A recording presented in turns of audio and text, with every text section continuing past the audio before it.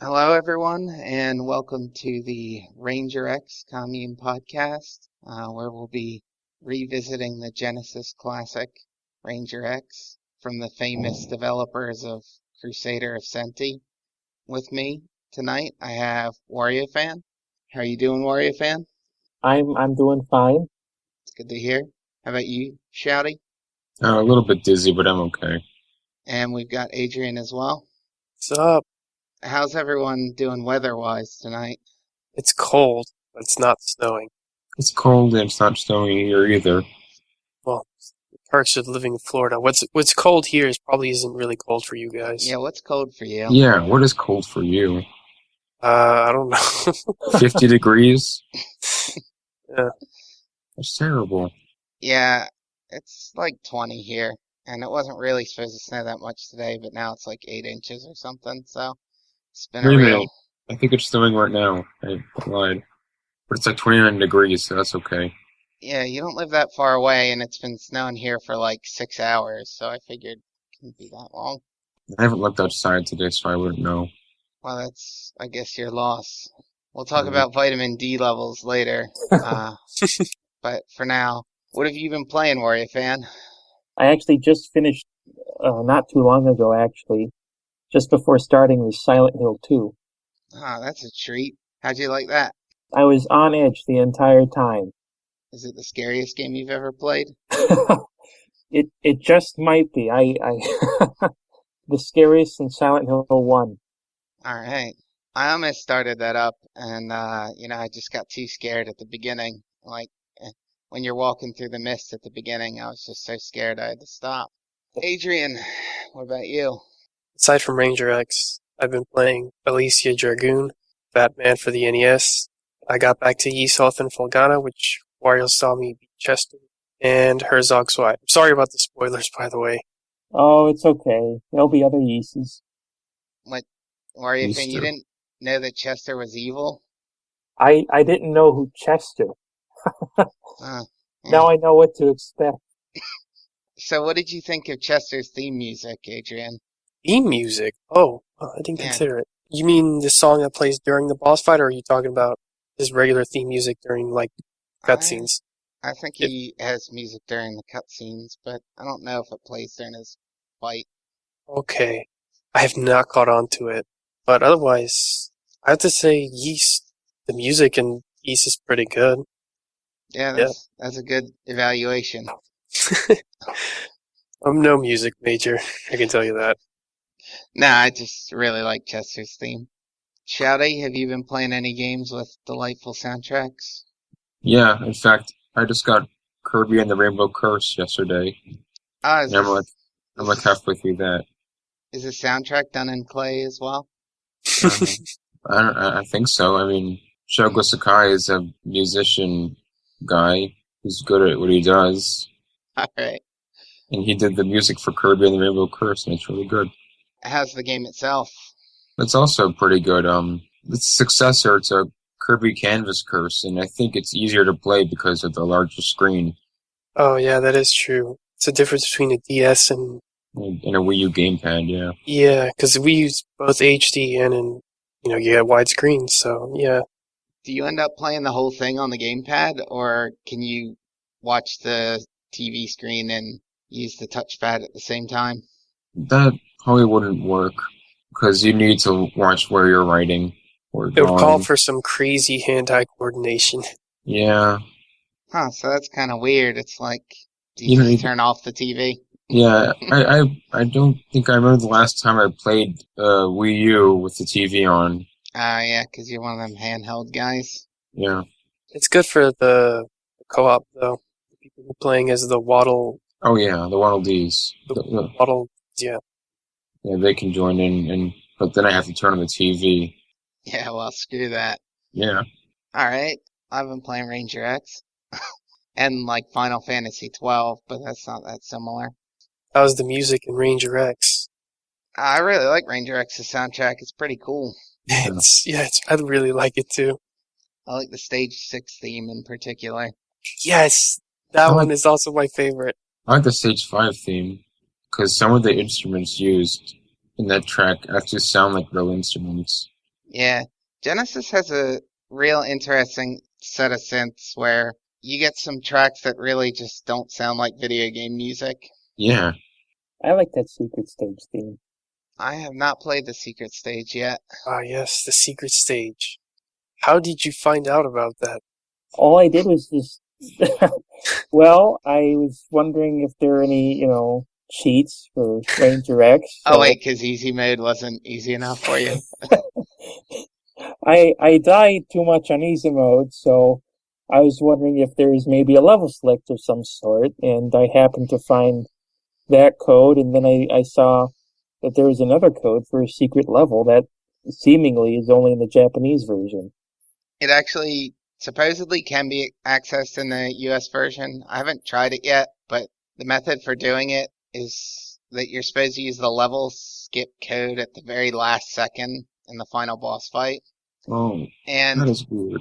yeah, so I did try that on normal mode, and what happened is it took me back to the first stage of the game, which is kind of cool in and of itself because now I can play through the game a second time with all the weapons unlocked from the beginning.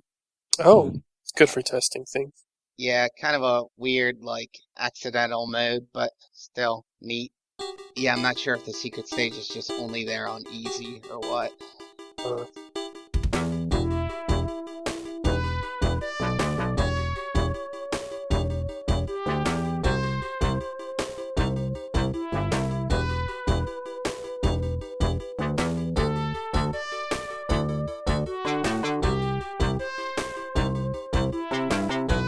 We're going to talk about navigation in Ranger X and how that factors into managing weapons and in turn managing combat.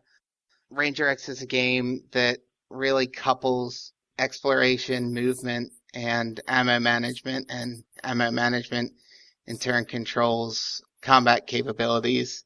So I think one of the interesting things to talk about is how those play into each other. So we're going to start by looking at navigation because I think that's the simpler topic, especially because kind of the first thing you do is walk around. yeah. What are the different ways to get around in Ranger X? Want How me to about give a rundown of that? feel free? Okay. So, naturally, you have your basic on foot movement with Ranger X himself. You can also fly through the air, which has its own, controls you need to consider. You can also stand on Indra and move around, move both Indra and Ranger X at the same time. And naturally, that has different controls because it's affected by slopes, and Ranger X is offset from the ground.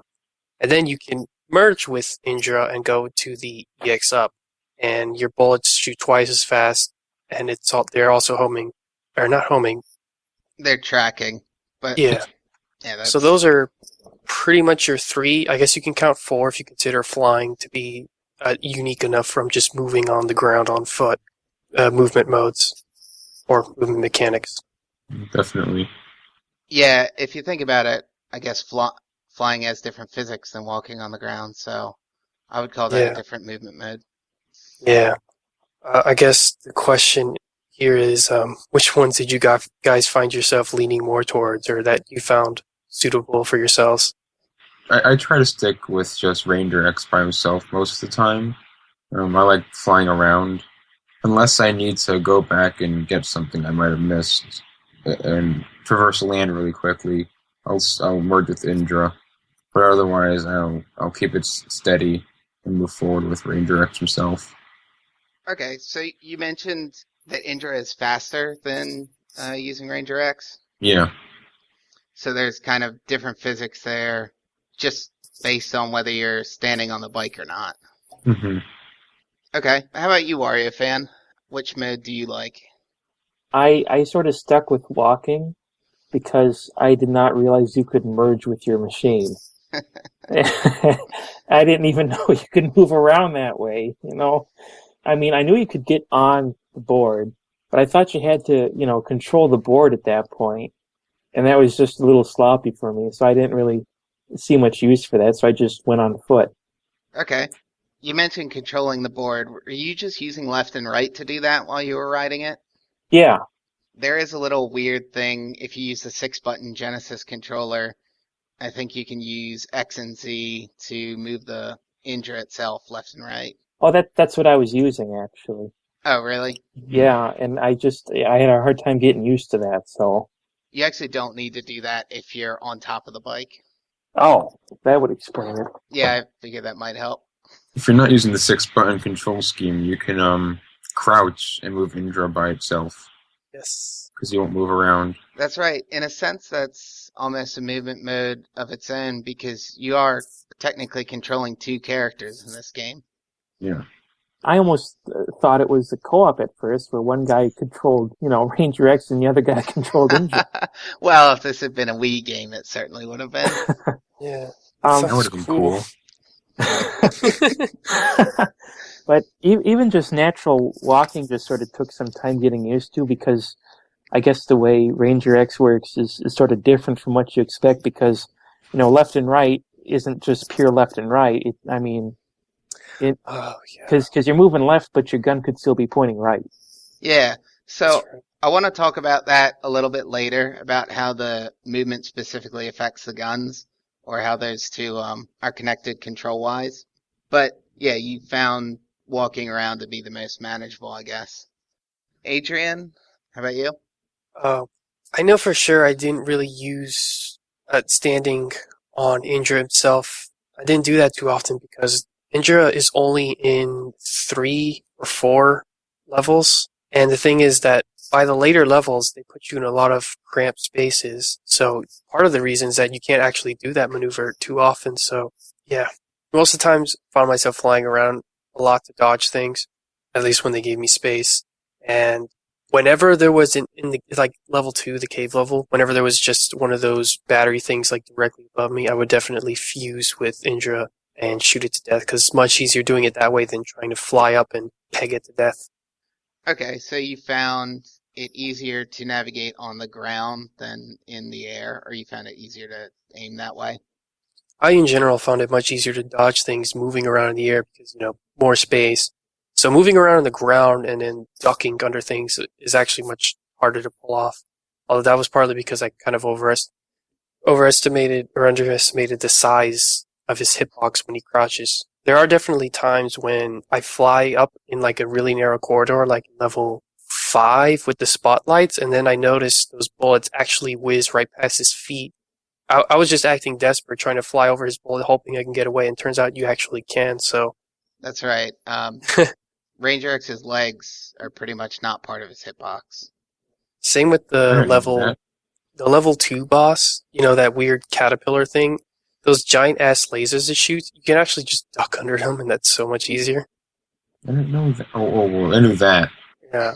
When I played, the first 2 times I fought it, I was flying over it. Yeah, that kind of would be a pain. How does the game control how much you can use any of the given movement methods? Before we even talk about level design, what are the mechanics in place or the rules in place that force you to switch from one to another? For instance, in levels 3, 4, and 5, you don't have Indra with you, so the game naturally is forcing you to navigate on land or with the jetpack. But there are also means that the game uses to manage that throughout all the levels, or even when you have the bike present. How does the game make you switch between riding the bike, merging Oh, with the bike, flying, etc.? how does the game make you outside of level design? Yeah, Are you referring to the fact that when you're flying, you use up a little meter that controls how long you're flying in the air? yeah, that's one of them. Okay. But how do you manage that? Well, either one, land on the ground and have it refill, or time your flight so you can stay in the air longer.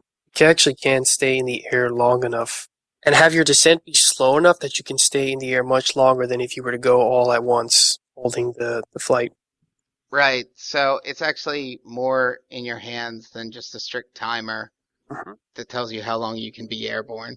It's a timer on your thrust, or a meter on your thrust. Yeah. So there's at least one other tool like that. You have a life bar on EX up that's Oh separate from yeah. your normal life bar. And if Mhm. either of those run out, you die. That's right. So you can't abuse the bike or the merge state because of that. Yeah. I kind of forget that sometimes. I actually forget to abuse Indra sometimes. That's right. It also is, It's like a shield. yeah. It's also And your way of switching weapons. yeah, it can screw you up because you can pick up health when you're in EX up mode, and then, Oh yeah, Ranger X doesn't get the health. Oh yeah, I think that happened to me. that's never happened to me before though. In stage 6 is where it mostly becomes a problem. Beyond those, like, strict metered modes, how does the game influence when you switch? Well, obviously, narrow corridors like in level 6. Actually, you can't even crouch on those things. You jump down through them, so that narrow corridors influence, obviously, your ability to fly and your ability to stand on Indra himself. Those acid puddles in level 2 and those laser beams in level 6? 7? 6? The last Seven, level, yeah. 7's the outro, so yeah, 6. Yeah. Okay, 6. So in level 6 where you can stand on Indra and, ride by them unharmed. Of course, if you're inside Indra and EX up, you will take damage by the acid and the lasers. So that's another neat thing they did with the levels to actually make standing on the bike something you want to do, other than just you cover more range shooting high and low. That's actually what I did in level 2B with those Sphinx-looking fighters that you find in the hangar. Yeah. I did a pretty cool trick I think I'm kind of proud of, where you sort of dance moving in between Indra and standing on it as the Sphinx is firing its lasers from above and below. When it fires above, you're ducking into Indra and firing at it, but when it's firing from below, Indra won't take damage even though the laser passes through it and you can stand on it. I'd like to see you do that. Or if you could record it, I'd like to see that in action because I found a super efficient, almost even cheap way of killing them, and that's to go inside Indra and to EX up, sort of like move inside them because you don't take damage. Oh yeah, I kind of figured that found out that too. Yeah, and then kind of just killing them that way, which Because I they admit, keep turning back and forth. Yeah, they keep turning back and forth, and I admit it's a little cheap, so probably play hard mode and more honorably and give them a chance to fight back. Don't worry, no matter what you do, those things are insanely easy. There's no way to make them hard. Warrior fan, I know you didn't use EX up much, but how often did you switch between flying with the jetpack and just staying on the ground? Well, whenever I needed to take care of any enemies in the sky, I guess. But you stayed on the ground otherwise? Yeah, generally. I mean, I'd go up if there were things to do to go up, and I stayed down if there were things to do to stay down. Basically, the enemies were sort of determining whether you went high or low. Yeah, I guess I took kind of a simpler approach compared to the other guys, but that's probably because I didn't understand half the game's mechanics until the 5th stage. Damn. Yeah, well, luckily it's so fun that you've got another 100 playthroughs or so to go. Ah, that's right. I gotta get to your level. So I think we talked a little bit about how enemies influence it, both with what Warrior Fan just said, and Adrian had mentioned before that he was switching to EX up to shoot at things above him.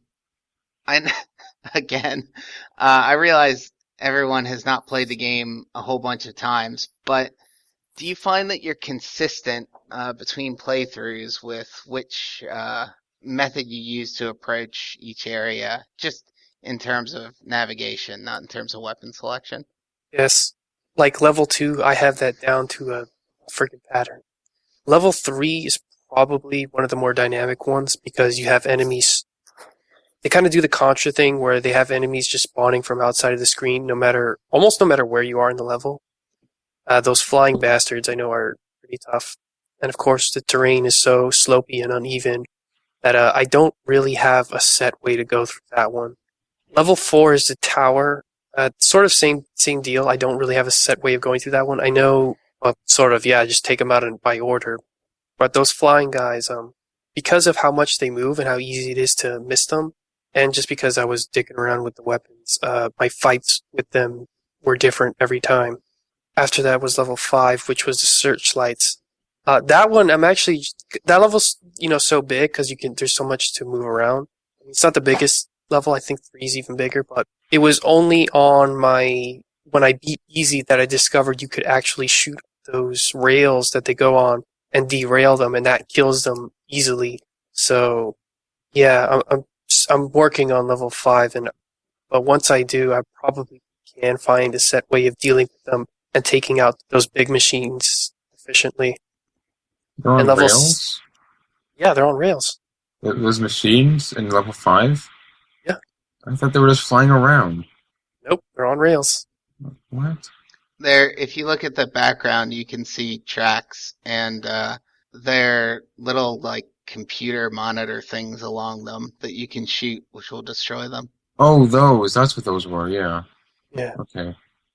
Level 6, I also do have more of a set pattern. Like, I know that one part where there's lasers on the ground and those weird spike balls moving up and down. I know to go on Indra right across the first half until the second where I need to fly over it. I do that. I've done that both times now, and I don't think I'm changing that up. I think since I'm trying to get through each level as quickly as possible before running out of health, that my pattern is pretty much set.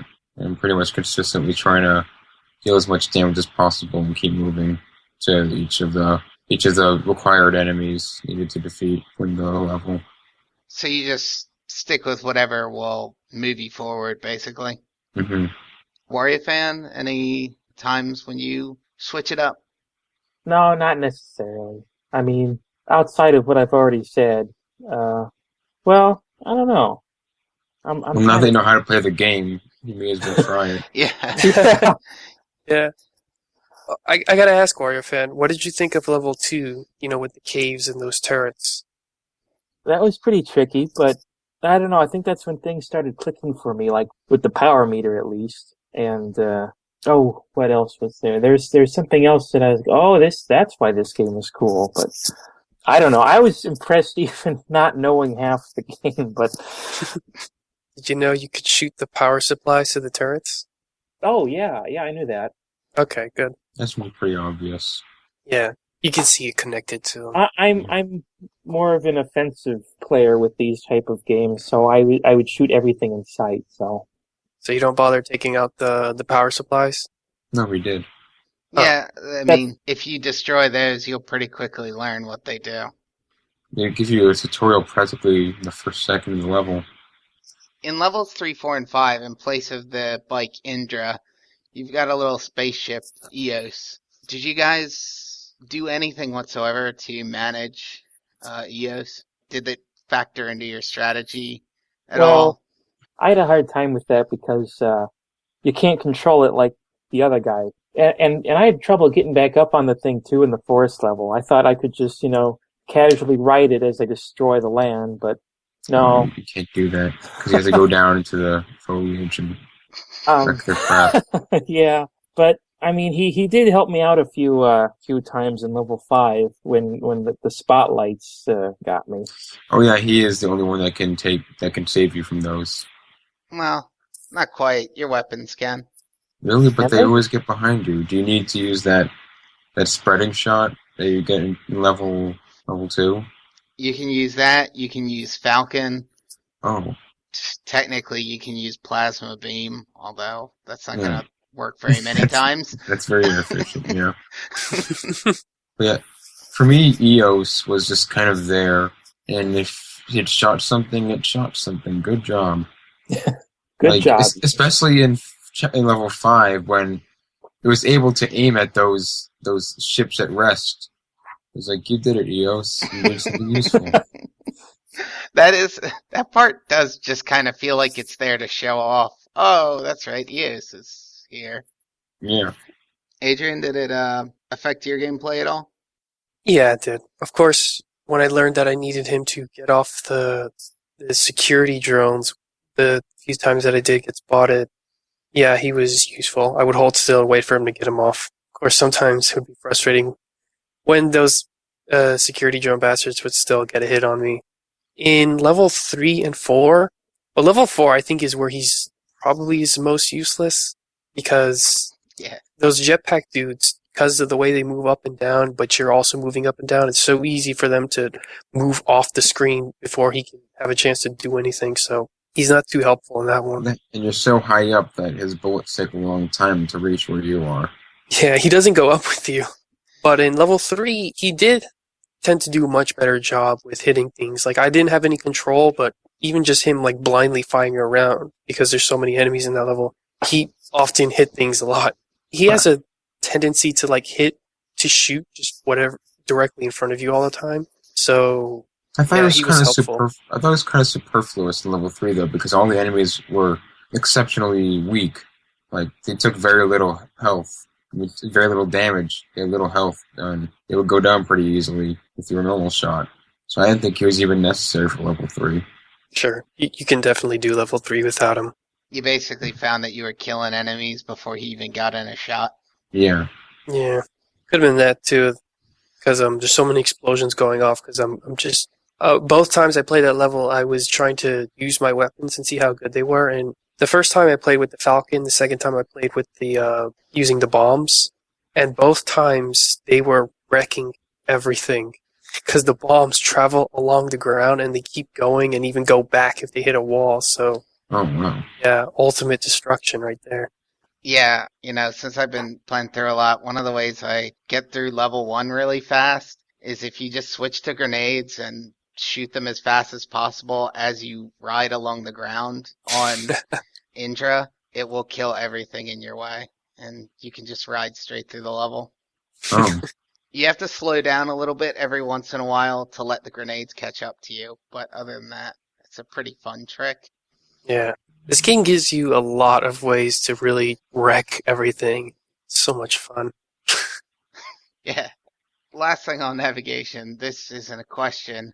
There are a couple tricky movement techniques that I'll just mention for those of us who have missed out on other stuff. When you're in EX up, you can jump. Oh, yeah. That's Oh, yeah, I knew that. Yeah, that's something we actually didn't mention in movement modes, but that's significantly different than flying with Ranger X. And in fact, it's almost a more traditional jump than your jetpack is. Yeah. I don't know. I feel the jetpack is more traditional in jumping, considering that you have to charge up the jump, and it's like very indirect with how you use it. Input-wise it is, but I think functionally it's a little more simple. Yeah, function is definitely as a jump, and the jetpack is flying, but I feel like flying is more natural. Either way, though, I think you touched on a good point where both of them sort of have a analog nature to them. Mm-hmm. The charging up of the EX Ups jump is something that actually determines the height of it.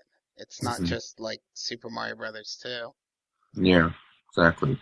And then the other trick, which you guys may not have found yet, is when you're in Ranger X standing, or you're just normal Ranger X standing on the ground, if you tap down up, you will do you do a high jump?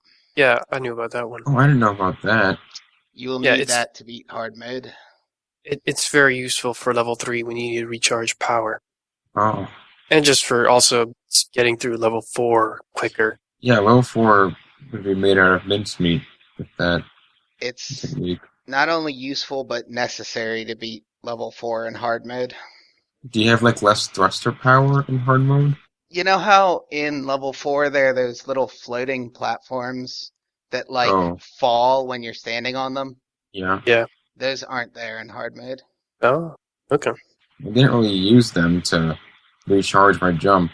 There's one jump that you need to either use that or you need to do a high jump to be able to make it. It's like in the middle of the level, and it's just a super long gap. Yeah, right. That actually, even knowing about the high jump, it took me a little while to figure out that would be the best way to do that, or the only way. Mm-hmm. Yeah, because the slow ascent of just pushing up, high jump is also good for quickly dodging things that you need to move up.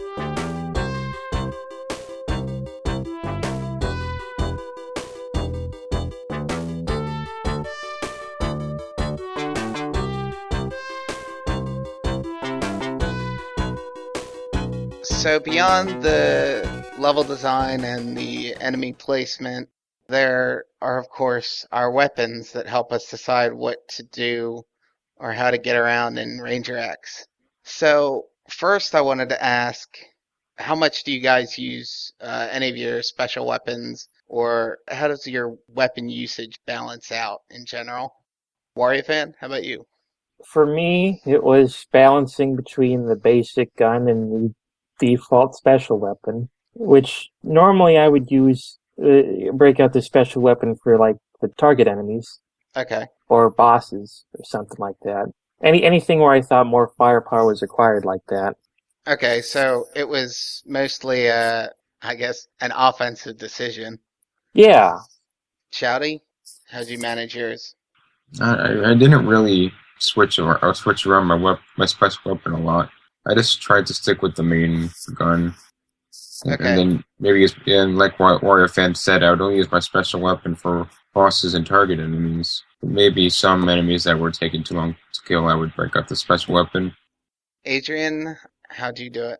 I use them quite a bit, and especially when I learned that you can fire your special weapon and your normal gun at the same time. Oh yeah. You better believe I ran that for all it was worth. The Falcon is super good. It helped me clear pretty easily. The second time I used bombs, and yeah, you can actually use bombs quite a lot because they last for such a long time and cover so much space, especially on flat ground or even just hilly ground. They were also pretty useful. Where they became less useful was actually the stealth stage, level 5, because of how much they broke up the platforms and how there were guards on different levels, and they needed 2 bombs just to kill, and at that point, that was when bombs are actually starting to become less useful. And once I got the barrier power up, which, by the way, that is a really weird way to get it, in level 6, I stuck with that, and the barrier power up is also super useful, especially for the last boss and some of its attacks. Yeah, I sort of consider Plasma and Barrier to be secret power-ups because of the fact that they don't actually appear on screen unless you do something. What was Oh, the requirement for plasma? You have to shoot at a certain spot. Oh, a certain right. window. Yeah, it doesn't actually appear on its own. Yeah, that one was easy for me to get. The other one, the one for barriers, the one that's a bit more out of the way. Yeah, Plasma's pretty reasonable, but Barrier's definitely a secret. How does the character's movement affect the actual behavior of the weapons? Like what the weapons do? I know that flamethrower will go out farther if you step back while using it, or it'll spread out more. Right, Hmm? because it sort of trails. Hmm. Yeah. Grenade is something that's lobbed and it falls downward, so it's good for hitting things on the platforms that are below you. And obviously, your movement's going to. Wait, actually, I don't know if moving forward and throwing it actually makes it move farther, or if it always moves in a fixed arc, regardless of whether you're moving backwards or forward or when you're doing it. I think it was in a fixed arc. Yeah. So really, it's the terrain more than your movement that is affecting that thing. Yeah, as a matter of fact, I might go so far as to say Grenade is almost completely unaffected by movement, in so much as most weapons are at the very least affected in that they fire from Ranger X's position. But Grenade, although it does lob from Ranger X's position, the shockwave itself is always on the ground. It doesn't ever come with you. Yeah. It starts acting weird once it goes off in the air. Yeah, it'll Yeah. just drop straight to the ground from where it started. Yeah. The Falcon is another one that will go through walls. It will eat bullets and just hit any enemy that's close by it. So I don't think that one's affected by movement either. Well, it can be. If you walk into it while it's flying around, you'll retrieve it. Oh, well, yeah, that's true. I didn't know So that. it's Oh, yeah. So it can act like a yeah. boomerang, a really smart boomerang. Yeah, it kind of is, isn't it? Are all birds really smart boomerangs? I don't know, No. careless Linnaeus, you tell me. I guess let's just go on and go through all of them. Well, the barrier isn't a weapon. It's a defensive item. Oh, it's a So, weapon. okay. Wait, you can hurt things with it? You sure can. Okay. I should have tried that out, because I didn't. But yeah. If that means it makes you a moving hitbox, then yeah. obviously it's affected by your movement. The plasma, not horizontally, but vertically, you can aim how high that plasma beam is, which is really useful for the stage 5 and 6 bosses, because they can take a while without it. And the V laser things, are those affected by movement? It kind of goes almost in all directions and then spins clockwise or counterclockwise. No, it's affected by terrain Yeah. and enemies, maybe. Yeah, both. Wario fan, what about the machine gun? How's the machine gun affected? I did notice that, if when you're bobbing up and down, that the bullets will sort of go astray sometimes too, which was kind of helpful. Yeah. It's really useful in one instance in level 2, where if you want to deactivate the second set of turrets, well, it makes things easier to shoot at the ceiling and let a rock fall on some tanks in a lake of water. A lake of water. Yeah. Or some kind of Lake of acid. Yeah, I think it's acid, maybe. Well, who knows? Robots don't like water, Well, as we know. But you fight the third boss. yeah. Yeah, but that's fresh water. That was salt water in the cave. Okay, yeah, you're right. Salt water is very corrosive. What about the one, I know, Adrian, you've been dying to talk about this, the one way that movement doesn't affect the machine gun? We get to talk about strafing now? Yeah, go ahead. There we go. So you can use the A and C buttons to shoot regardless of where Ranger X is moving. You can move back one direction, shoot in the opposite direction. Yeah, that is cool. Yeah, so it's like a intermediate system between a traditional shoot 'em up like Gradius, where you only shoot right, and Contra, where your bullets just follow the direction you're moving. Yeah. Yeah. That even in Contra, you couldn't. Well, I think maybe Contra 3, maybe you could shoot, You can strafe. you can pivot. Okay, yeah. Don't remember whether you can strafe. Yeah. So it's not often you see a 2D run and gun, whatever you want to call it, where you can shoot and move in opposite directions. The only ones that I can think of are like twin stick shooters, but they're usually top down. Yeah. Where that kind of thing makes a little bit more sense. Like Smash TV. Yeah, the days before analog joysticks. Yeah. And with using D-pads. It's very unlikely to come across a game like this. There is Bangayo, and that's the only other one I can think of. It's very similar to Ranger X in some ways too, in the fact that, piloting a mecha, shooting in any direction. Yeah. And the only difference is that you don't actually have a cooldown in your flight. You can actually stay in the air as much as you want.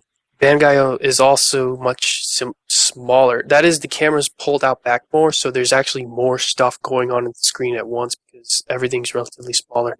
Whereas Ranger X takes up about a good quarter of the screen, I would say. Yeah, Bangayo also doesn't have much in the way of complex movement physics. You kind of just float around. Yeah, there's no So it's more Sharpie. Yeah, it is. Yeah. Well, weirdly, it's more like a puzzle game, but let's not get too distracted by Bangayo. Too late. I already looked it up. Well, I really hate it, so I don't want to talk about it. Plus, this is a Ranger X podcast, but that's only the second reason. How does the environment influence, or the terrain, or whatever you want, influence where you choose weapons? Where do you use which weapons, essentially? Since I had 2 playthroughs where I tried to use one weapon as much as possible, the Falcon, it really didn't matter because the Falcon goes anywhere. So, yeah, for the Falcon, terrain actually didn't matter much. It even moves through the wall, so how much less could it matter? With the Falcon, you sort of have a situation where navigation doesn't matter at all to it. Right. Because we just said movement doesn't affect it very much either.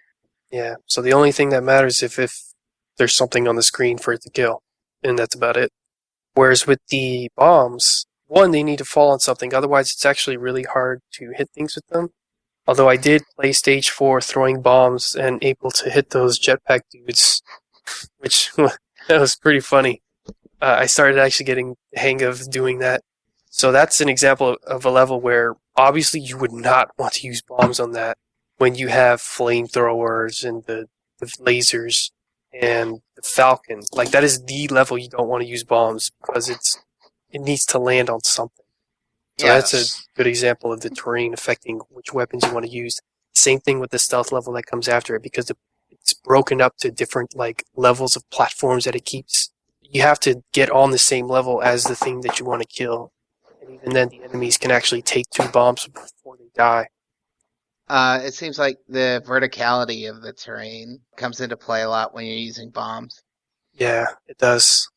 Same thing with walls getting in the way too. That's another reason why level 5 and level 6 I didn't even bother to get it back on, because all the walls and things that could obstruct it made it not as effective, or potentially not as effective. I didn't try it, but I knew that I didn't need bombs for the enemies I needed to kill there.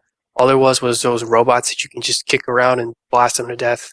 Those ones that fly that you can easily get inside Indra and shoot up above them because they can't shoot down. They just shoot straight ahead in front of them, and they're usually high up off the ground. And then you have those little things that hold that with the lasers and those turrets, which are usually in the air, so it's hard to get a bomb off on them. So you'd rather just shoot them with the machine gun like normal. Generally, it sounds like bombs don't play well with anything in the air, or anytime you have to be flying, you're not going to use bombs. Yeah, it's just generally harder to use them. You can throw the bombs on them, but the 2D arc of the bomb is much more complicated to deal with than a straight line going left to right. It's easier to line up a shot with a machine gun than the arc of the bomb. Right. Shouty, did the environment influence your choice of weapons? Not most of the time. You just see enemies that got in the way, but does destructible environment count? Yeah, Because wouldn't it? in level 2, Yeah, sure, whatever. the alien eggs. Yeah, they're one of those things that's on the fence between is that an enemy or is that terrain? Because it's like you can't move through it, so it does affect your navigation, which makes it seem more like terrain, but also you can kill it.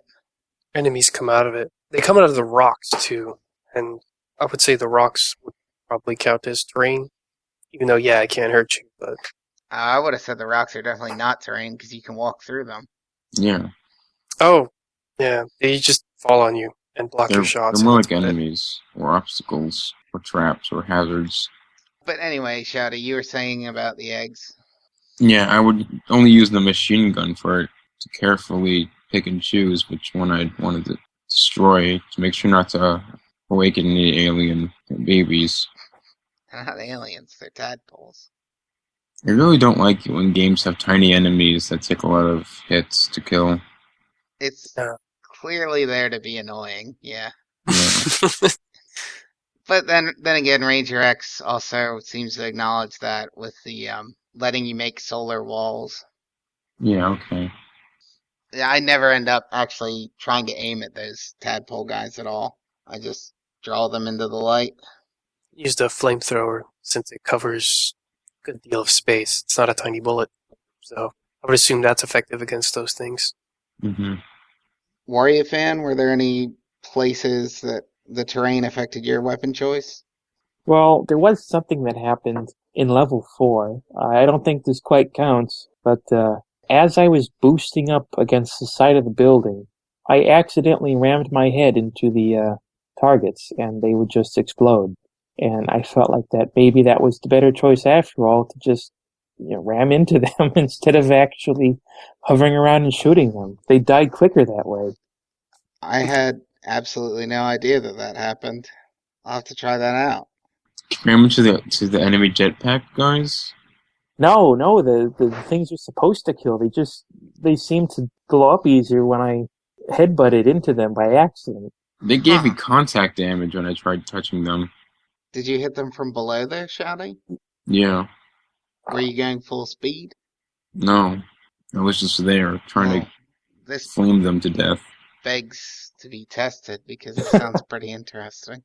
Yeah.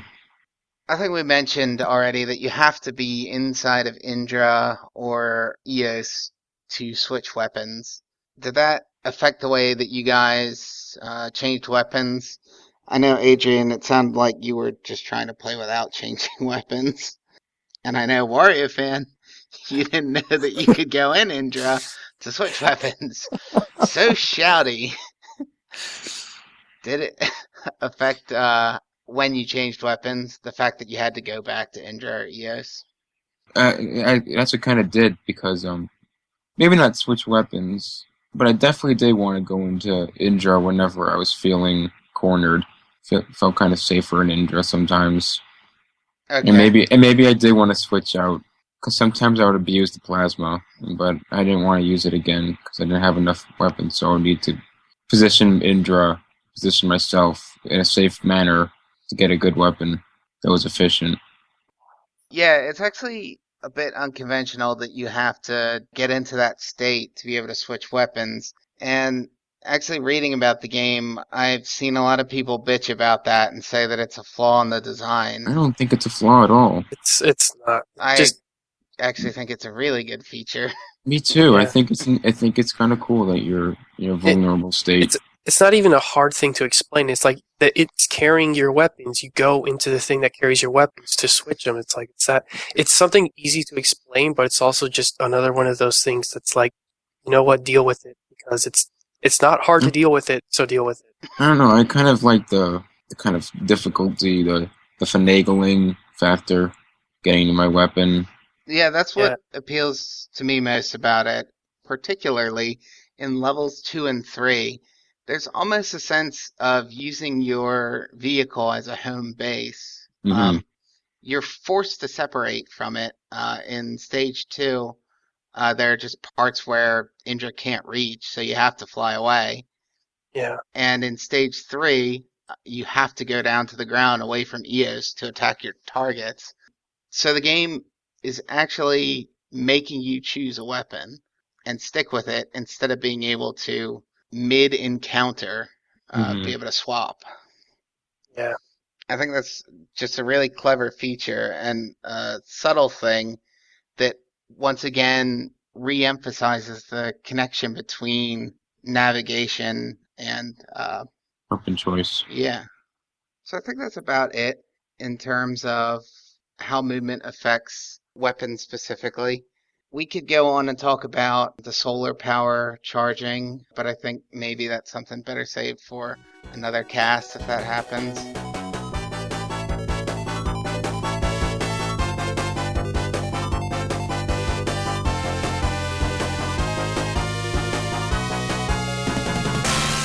So, does anyone have anything else to add about Ranger X thus far? I think it's a really cool game. I mean, I know I tried to play it too much like a, run and gun instead of exploring around a bit and looking for extra weapons and the like. But I kind of like how it's all kind of mission based in kind of a simple way. I tried playing it like a Euro shmup. It is a year shmup. Yeah, because it very much is one.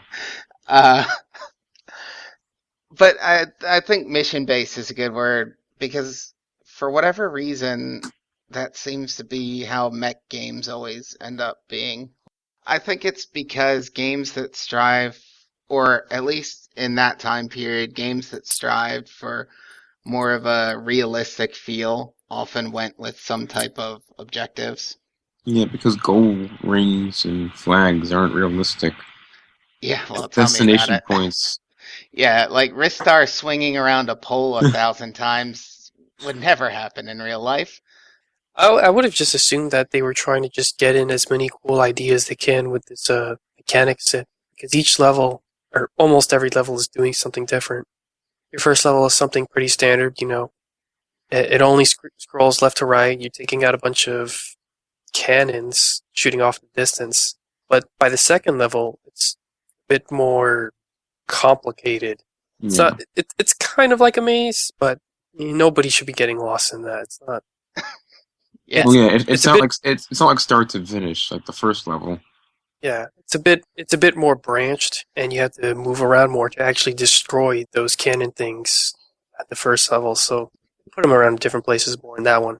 And then in the third one, or yeah, the third one, it's like a battlefield where it's this big, wide open space, and you want to move between high and low so you can fill up your power and kind of like have a breather when you're dealing with all the craziness on the bottom, so that you can destroy each of those, the cannon things again.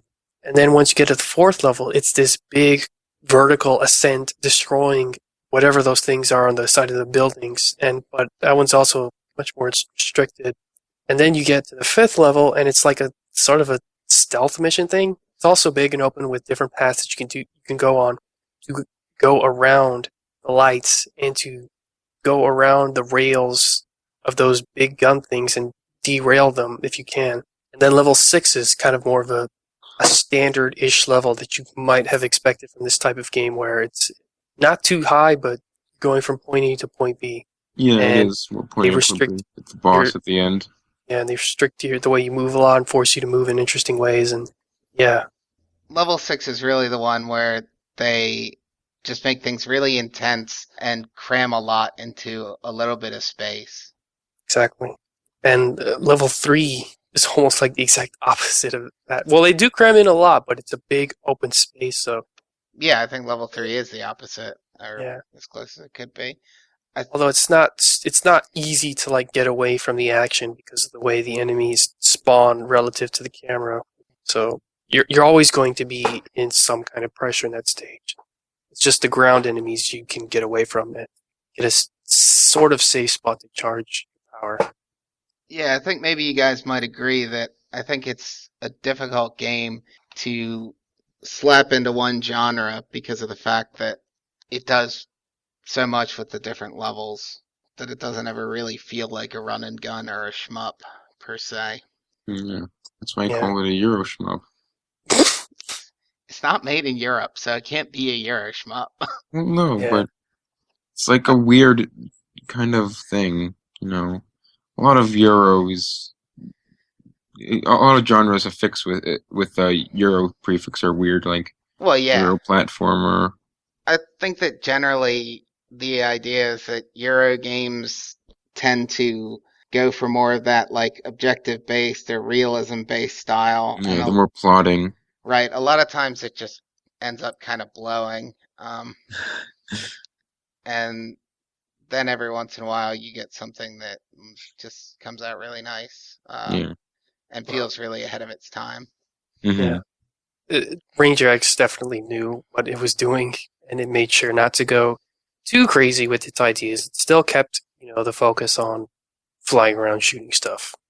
It's kind of insane considering that those guys really never made any other action games.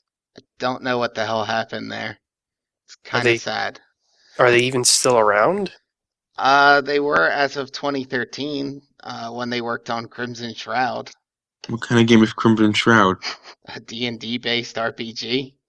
Oh wow! Oh, From freaking awesome action game to D&D RPG. Well, everything else they did oh, is pretty right. much an RPG.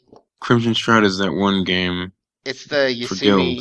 The Yasumi Matsuno game from Guild 1.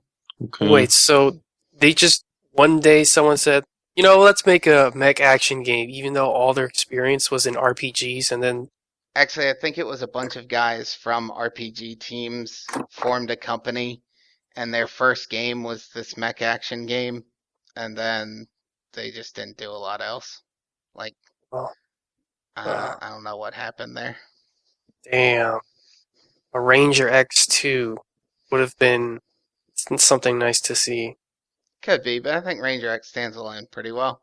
Yeah, every game stands alone, but I mean, see, you don't get to see this type of game very often. Like the only other like sort of mecha being able to shoot in different directions and a character that can stay in the air indefinitely, so it's not quite a platformer, but still not quite a top-down game.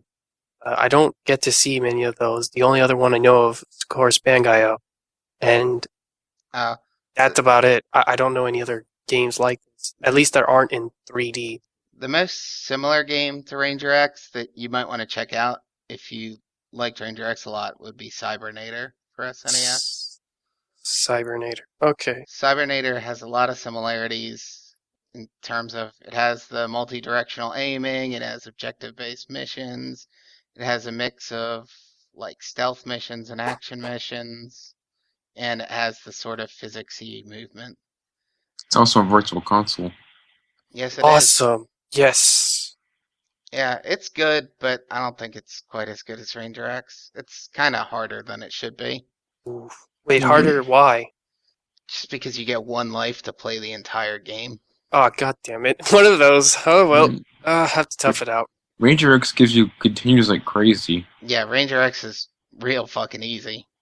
And yet, it's the one we all like. Well, I don't think it's a downside that you can take as many hits as you can before dying. I mean, I still died, even on easy mode.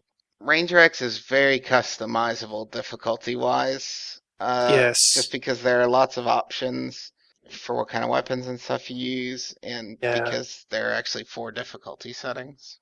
Yeah. It's very player control difficulty. It's like you can play Mega Man with special weapons or just play with the Buster only. Yeah. But if I get really good, I can try a machine gun only run of Ranger X on Heavy. That'd be a cool thing to try out. Just put on YouTube. Yeah, I Machine will. gun only. Yeah, that was one of the things I was gonna do.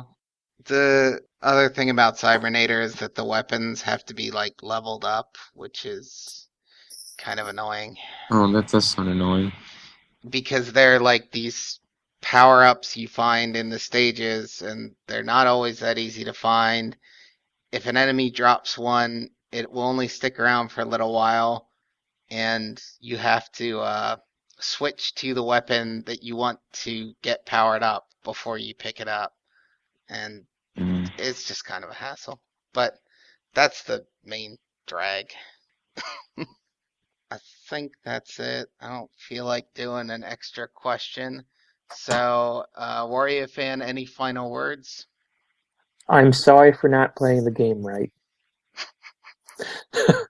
I hope to be more experienced if there's another Ranger X cast in the future. Yeah, well, we'll try to do one. I don't think there's any pressure to move on to another game right now, especially if people are enjoying this one. Shouty, final words?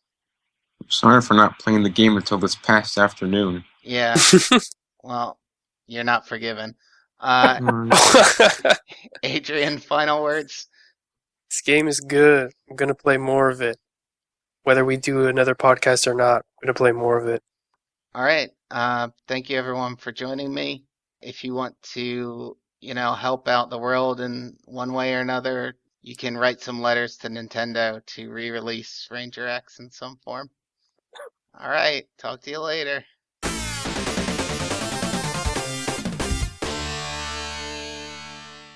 All music on this podcast was from Ranger X. If you have any comments or questions, please email vgcommune@gmail.com.